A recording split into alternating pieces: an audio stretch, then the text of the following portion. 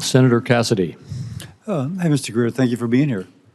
When I speak to my rice people and my shrimp people back home, they say that the tariff barriers and the subsidies by other countries for those products are so much that it is putting some of our shrimpers and some of our rice people either out of business or in incredible financial binds. And so the fact that the president is attempting to address these as well as the non-tariff trade barriers is incredibly important. Let me first say that.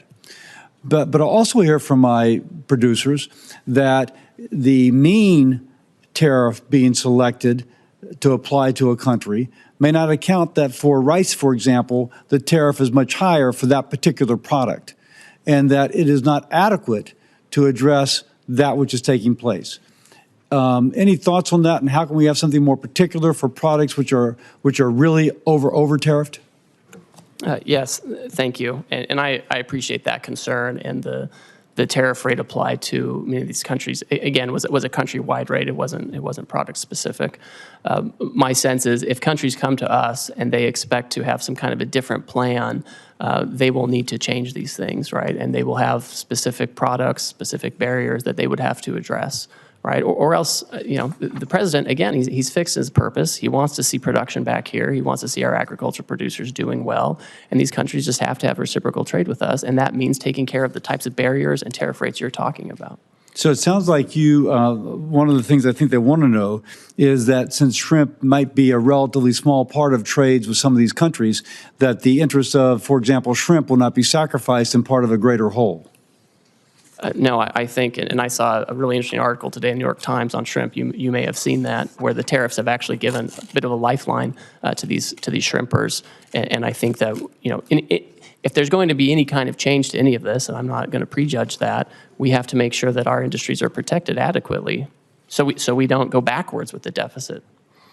Let me ask, in the President's America First trading policy, there's several sections relating to free trade agreements and how they will be evaluated. Senator Bennett and I are working on an America's Act, which would be a hemispheric trade policy, which would have several purposes.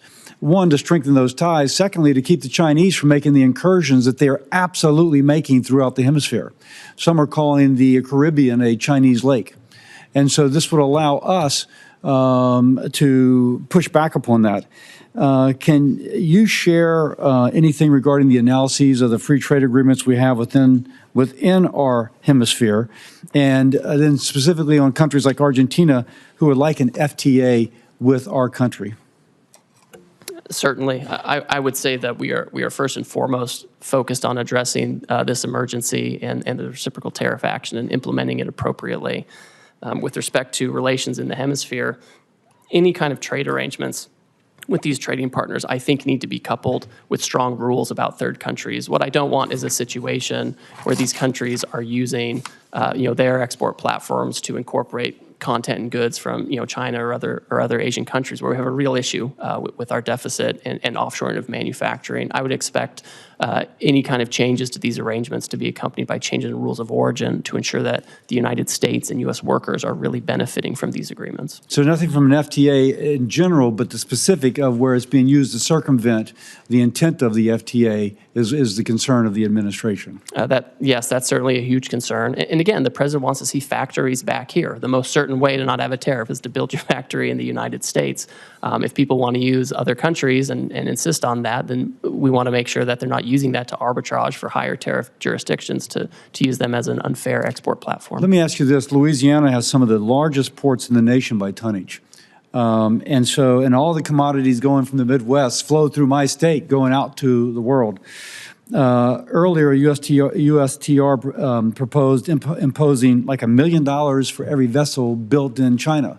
And I'm told that if the Koreans have a fleet of 50 and 5 of the ships are built in China, then the $1 million would apply to all 50, not just to the ships that are built in China. Now, that would clearly impact a ship coming to the United States to offload. If you will, impact my ports and the ability of our goods throughout the nation to move through the Mississippi. Is USTR going to hang by that or considering modifying that? Can you kind of give us any idea about that? So to address the lack of shipbuilding in the United States, USTR's proposed actions are just those. They're proposed actions. They're a series of potential remedies that could be used to incentivize shipbuilding in the U.S. They're not all going to be implemented. They're not all going to be stacked. We've asked for a lot of input, and we've had hearing on that. We've collected comments. We've reviewed it. I've met personally with certain stakeholders during that time period, and I think the President will look very carefully to make sure that we have the right amount of time and the right incentives to create shipbuilding here without impacting our commodity exports. Okay, thank you. I yield.